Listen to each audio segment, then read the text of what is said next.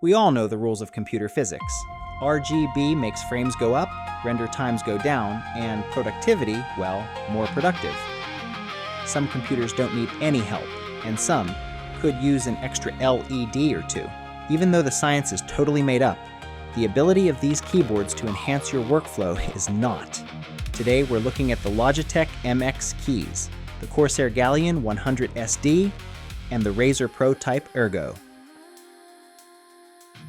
I've been using Logitech accessories for years. The MX Keys keyboard, paired with the MX Master Mouse and Creative Console, have been a fantastic trio of accessories to use for content creation.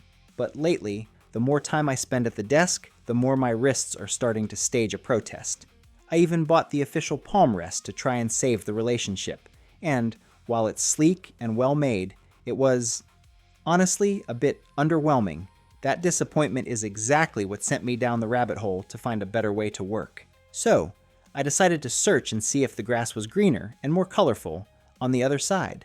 That search for a better experience led me to two of the most interesting keyboards on the market right now: the Corsair Galleon 100 SD and the Razer Pro Type Ergo. The Corsair immediately caught my eye for one specific, slightly insane reason. It has an integrated Stream Deck built right into the frame. My thought process was simple.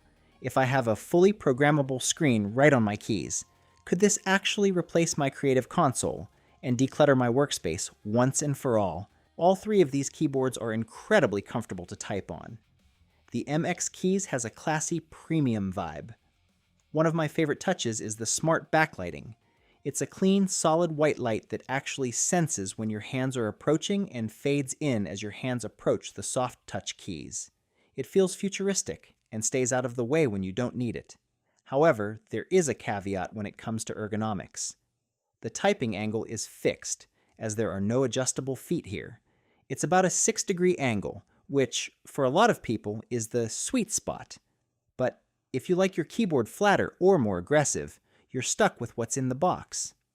The palm rest, which is sold separately, is soft and well made. It doesn't magnetically attach to the keyboard, but it does have a non-slip bottom, so it won't slide around on your desk.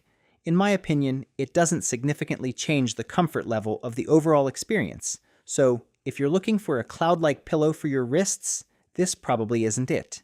The Corsair is a heavy hitter, literally. It weighs in at nearly 1.4 kilograms, just over 3 pounds, and is a wired-only keyboard due to its high power draw, but that trade-off gets you hot-swappable mechanical switches and vibrant per-key RGB.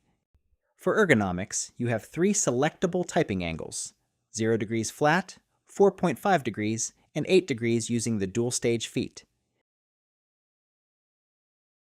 The included magnetic palm rest is a standout.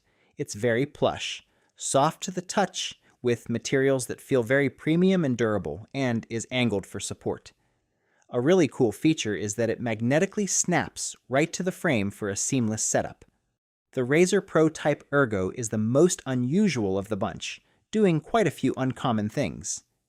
It is a split-style ergonomic keyboard that has a few customizable buttons and knobs, along with 2 B keys at the split, that honestly are a better implementation than having it on one side with an elongated N key on the other. It also has a split spacebar with a more useful than I originally thought delete key in the middle.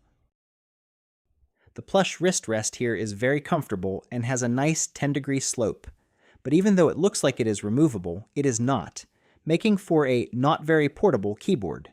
Like the Corsair, it has dual stage feet allowing a 4 or 7-degree angle, but what's interesting here is it also has them at the bottom under the wrist rest for a 4 or 7-degree negative tilt. The auditory difference between these three is night and day. The Corsair delivers a substantial, tactile mechanical thud that clearly signals every input with a crisp snap.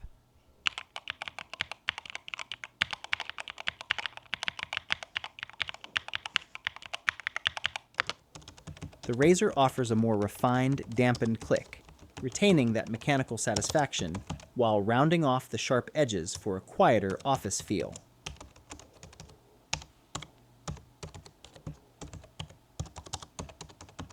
Finally, the Logitech sits on the opposite end of the spectrum, utilizing low-profile scissor switches for a muted laptop-style tap that favors stealth over rhythmic feedback.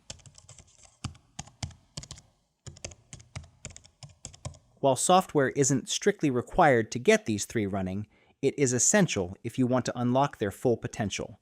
In terms of the user experience, Logitech Options Plus is easily the most intuitive and user-friendly of the bunch, followed closely by Razer Synapse. The Corsair Galleon 100 SD is the most demanding in this department, as you'll need to manage two separate programs, iCUE for the keyboard's performance and lighting, and the Elgato Stream Deck software to customize that integrated deck. So after using the Logitech for what seems like forever, did either of these two keyboards get me to switch? The answer is yes. Although I really like the Corsair, a little part of me wishes the Stream Deck was on the other side, as it would make more sense for my editing workflow. I don't think the Corsair is really aimed at the editing side of content creation, although I can see it being used for live stream gaming and podcasting. For me, the Razer really hit the sweet spot. That split spacebar with the center delete key was a total sleeper hit for flying through editing timelines, and the ergonomics kept me comfortable through long sessions at both my sitting and standing desk positions. Plus, it's impressively quiet, essential for those late-night sessions when I don't want to wake the family. That said, I'm not overhauling my entire desk just yet. While the Razer won me over on the typing front, the MX Master 4 remains the king of mice in my mind, and my dedicated creative console still offers a level of shortcut depth that no keyboard software can quite touch. For now, the Razer is my new daily driver, but it's keeping some very familiar company. Razer and productivity aren't usually mentioned in the same sentence, but they've truly built something special with this keyboard. It has turned out to be a fantastic content creation tool, and I'm glad I took the plunge. While the layout took a few editing sessions for me to master, my palms and wrists thanked me for each and every one of them. I don't think a few weeks is nearly enough time for a definitive long-term verdict, so keep an eye on the channel for a deep dive follow-up in the coming months. In the meantime, if you have any specific questions about how it handles certain workflows, please drop them in the comments below. As always, thanks for watching, and I'll see you in the next one.